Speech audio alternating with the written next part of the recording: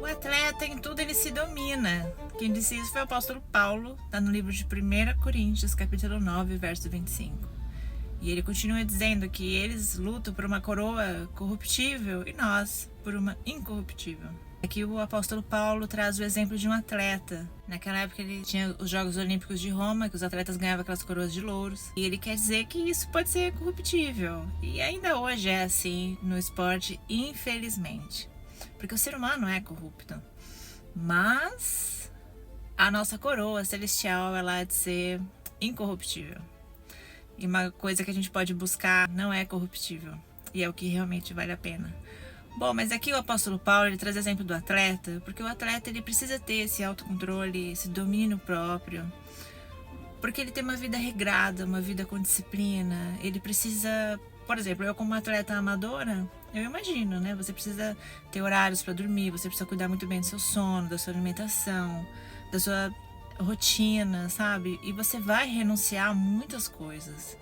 Sabe, tem festa que você não vai porque você tem treino, você precisa descansar, você dá prioridade pro seu descanso.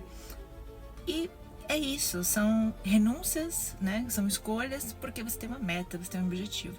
No modo espiritual, quem é cheio do Espírito Santo tem domínio próprio. Domínio próprio é um dom que Deus dá.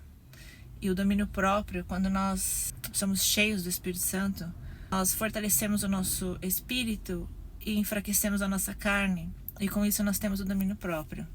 O domínio próprio, ele vai te ajudar sobre ter domínio sobre seus pensamentos, suas atitudes, sobre o pecado, sabe? Principalmente. É o domínio próprio. Então, assim, imagina você juntar os dois, né? A disciplina, o autocontrole de um atleta com o Espírito Santo e ter esse domínio também. Então veja como uma coisa influencia a outra, uma coisa ajuda a outra. Por exemplo, eu tomei uma decisão de ficar 30 dias sem açúcar. Eu fiquei e aí prolonguei. Fiquei 60 dias.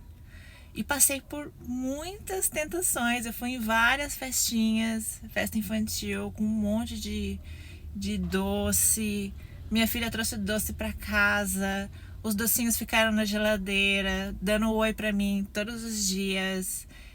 E cheguei a jogar fora, porque ninguém comeu. Aí quando eu fui jogar fora, assim, parece que escorre uma lágrima. Sim, né? Você joga no lixo e fala, não. Mas isso é domínio próprio. E tudo bem. E é muito importante para o cristão ter esse domínio próprio. Porque não tem essa, a carne é fraca e eu não aguentei. Não, é domínio próprio. E eu acredito que a gente cresce espiritualmente nesse sentido. Então, assim, uma coisa ajuda a outra.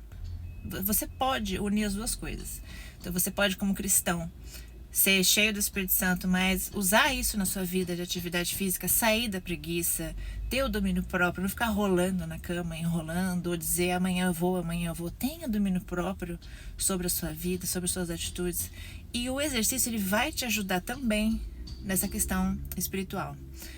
Então, e se você juntar os dois, que é o certo, né? O ser humano, ele é feito de corpo, alma e espírito. Então, nós precisamos de todo esse conjunto funcionando como uma engrenagem. Uma coisa ajuda a outra, uma coisa ajuda a outra. E é por isso que eu trouxe aqui esse assunto sobre vida cristã e vida esportiva, porque um ajuda o outro muito. Então, que você seja cheio do Espírito Santo, que você tenha domínio próprio, que você use isso na sua vida esportiva.